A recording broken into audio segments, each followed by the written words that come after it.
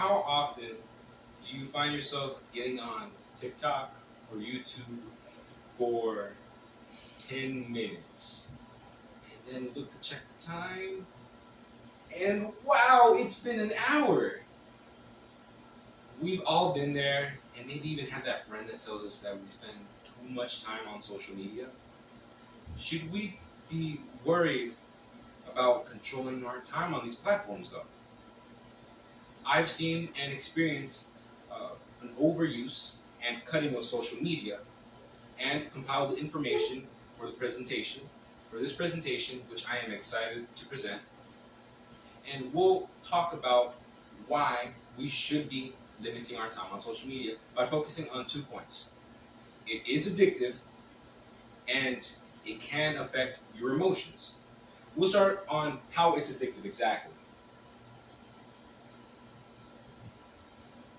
In an interview with Stanford University, Anna Lembeck, a psychiatrist, said this: our brain releases dopamine when we make human connections, which incentivize us to do it again.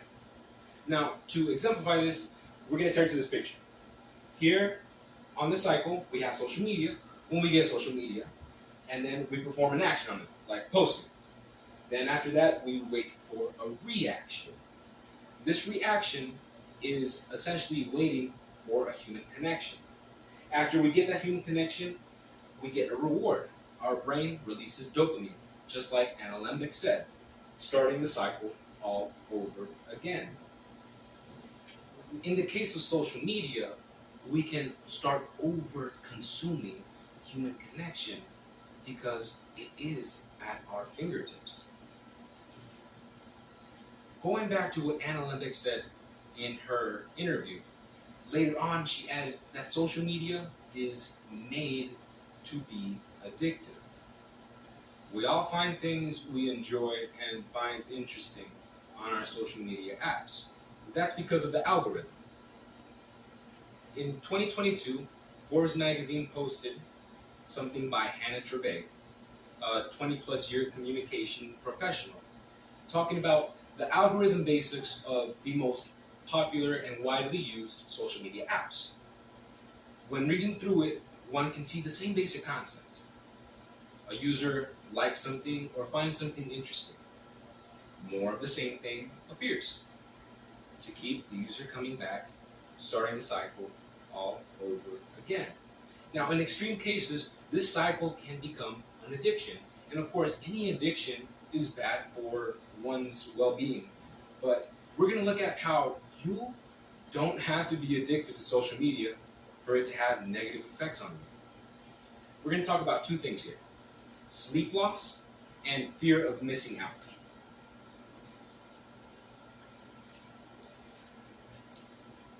A young adult named Maria in the US commented in a book, Young People Ask, I check my phone before I go to sleep, and then I end up wasting hours scrolling through posts. Many of us can relate to these sentiments. And accordingly, sleepfoundation.org, a website dedicated to informing on accurate sleep studies that are reviewed by medical professionals, found that 21% of adults actually wake up in the middle of the night to check on their phones. Now, what do these two things have in common? In both, people are losing sleep because of social media. Now, this same site, sleepfoundation.org, and a psychologist named Jean Twenge in her book iGen found that insufficient sleep leads to an increase in anxiety and in extreme cases, even depression. And some people argue that they don't feel these things. Rather, they are pleased by social media because it helps them connect to their friends and their families.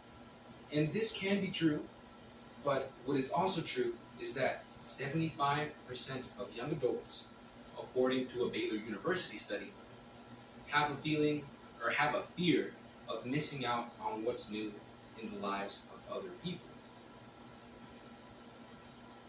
That same study, and going back to sleepfoundation.org, found that the fear of missing out, FOMO, causes undue anxiety.